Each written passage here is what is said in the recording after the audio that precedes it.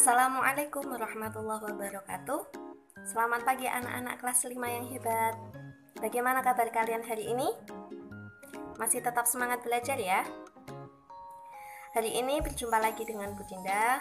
Kita akan belajar tematik muatan IPA.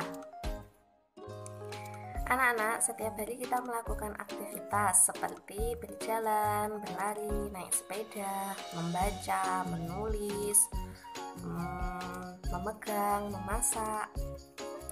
Nah, coba kalian amati. Mengapa kita bisa bergerak? Mengapa tangan kita bisa menulis, memegang, kaki kita bisa berjalan, berlari, naik sepeda? Nah, tentunya karena kita sebagai manusia memiliki alat gerak. Pada hewan dan manusia ada dua macam alat gerak yang dimiliki, yaitu alat gerak aktif dan alat gerak pasif. Alat gerak aktif itu otot, sedangkan alat gerak pasif yaitu tulang.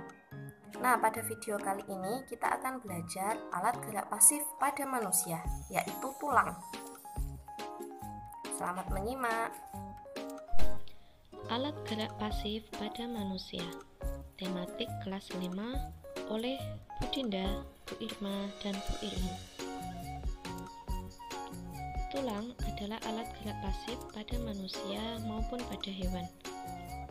Mengapa tulang dikatakan sebagai alat gerak pasif? Karena tulang tidak dapat melakukan gerakan sendiri tanpa bantuan dari gerakan otot. Tulang juga menjadi tempat melekatnya otot.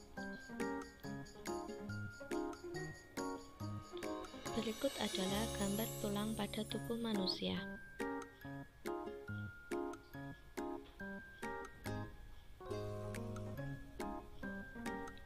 Nah, apa saja fungsi tulang pada alat gerak manusia? Berikut kita bahas satu-satu. Tulang tengkorak berfungsi untuk melindungi otak. Tulang rahang bawah berfungsi membantu menggerakkan mulut. Tulang leher berfungsi menjaga keseimbangan gerakan kepala. Tulang dada berfungsi melindungi organ di dalam dada. Tulang belakang berfungsi untuk menopang tubuh manusia agar dapat berjalan, berlari, dan duduk dengan tegak. Selanjutnya, fungsi tulang pada alat gerak tangan manusia. Ada tulang selangka, berfungsi menopang lengan dan bahu agar bergerak bebas. Lalu ada tulang pelikat, berfungsi membantu pergerakan di bahu. Ada tulang pengumpil yang lurus dengan ibu jari, ini berfungsi untuk membantu rotasi tangan. Dan tulang hasta yang lurus dengan jari kelingking, ini juga sama, memiliki fungsi seperti tulang pengumpil, membantu rotasi tangan. Ada tulang telapak jari dan tulang jari tangan, berfungsi sebagai tempat pertemuan ibu jari dengan jari-jari tangan, serta dengan lengan tangan.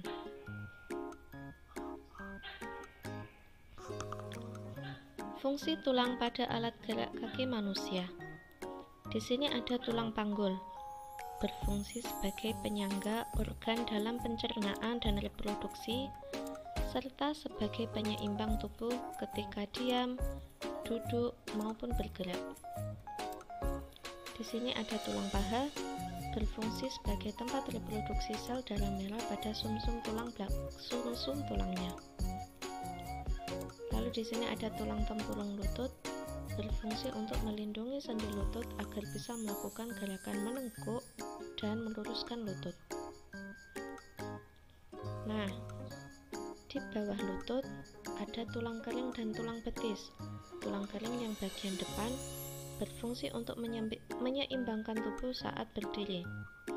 Dan tulang betis yang bagian belakang ini memberi kekuatan otot saat berjalan ataupun berlari.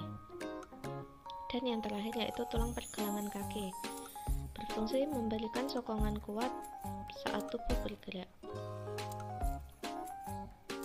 Nah, kita akan belajar macam-macam kelainan pada tulang. Ada fraktura atau patah tulang, ada osteoporosis, ada fisura atau retak tulang, ada lordosis, skoliosis, dan kifosis. Macam-macam kelainan pada tulang pertama yaitu fraktura.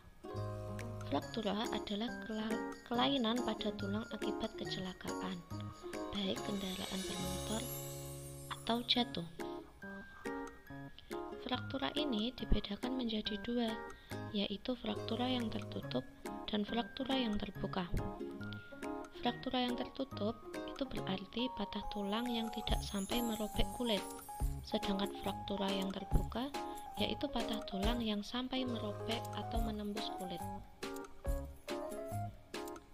Kelainan pada tulang selanjutnya yaitu osteoporosis.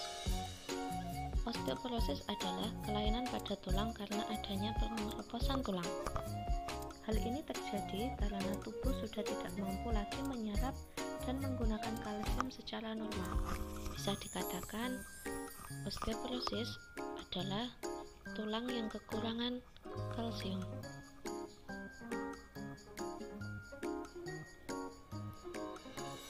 Selanjutnya yaitu fisura atau retak tulang.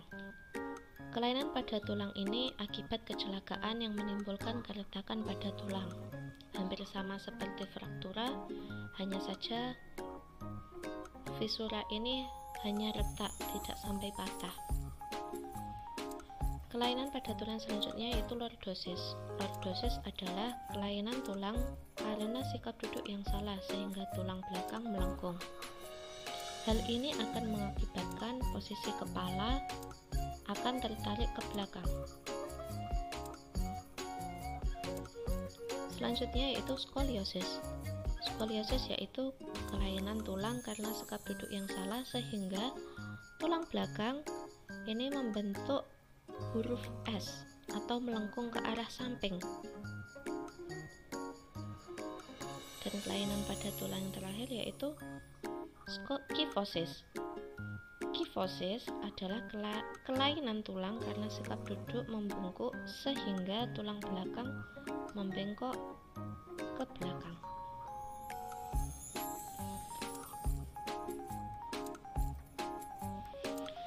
Lalu apa saja cara kita supaya tulang kita menjadi sehat? Yang pertama yaitu rutin berolahraga. Yang kedua, jangan melewatkan sarapan pada pagi hari. Yang ketiga, berjemur di bawah sinar matahari pagi. Yang keempat, mengkonsumsi suplemen atau vitamin yang mengandung kalsium dan juga vitamin D.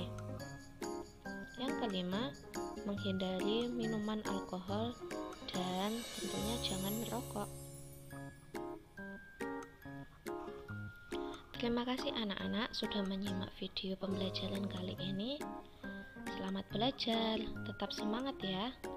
Wassalamualaikum warahmatullahi wabarakatuh.